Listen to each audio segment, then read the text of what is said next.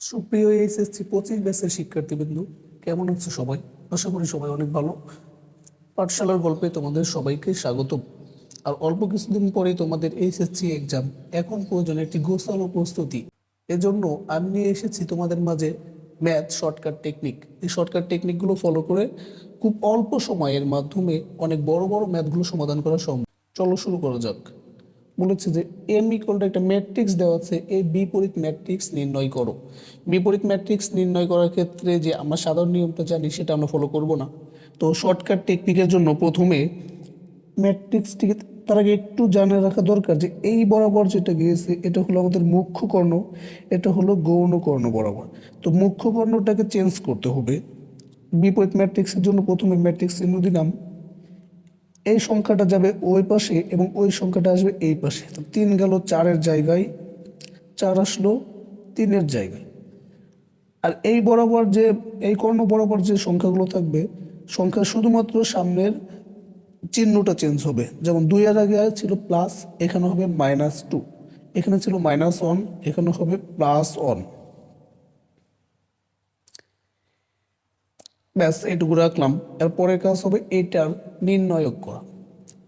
এটার যদি নির্ণয় করি 3 4, প্রথমে মুখ্য কর্ণ বরাবর 3 4-এ 12, 3 4 গুণ করে 12, সূত্রের একটা মাইনাস, এরপর এটা গুণ করব 1-এর সাথে -2,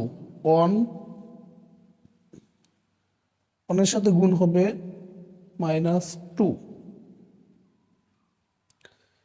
সেকেন্ড ব্র্যাকেট হতো 12 -2 -2 +2, 14। সুতরাং বিপরীত ম্যাট্রিক্সটি হবে এম এর বিপরীত ম্যাট্রিক্সটি হবে এই যে 14 নির্ণয়কটা বের করলাম, মেইন ম্যাট্রিক্সটিকে 14 দ্বারা ভাগ।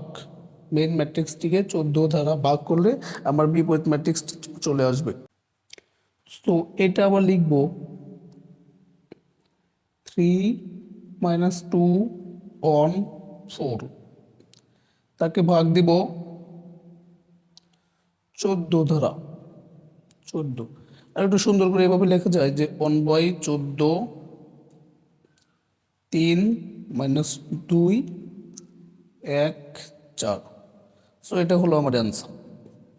আশা করি সবাই বুঝতে পেরেছো এবং এই টেকনিকটি ফলো করে খুব সহজেই বিপরীত ম্যাট্রিক্স নির্ণয় করতে পারবে।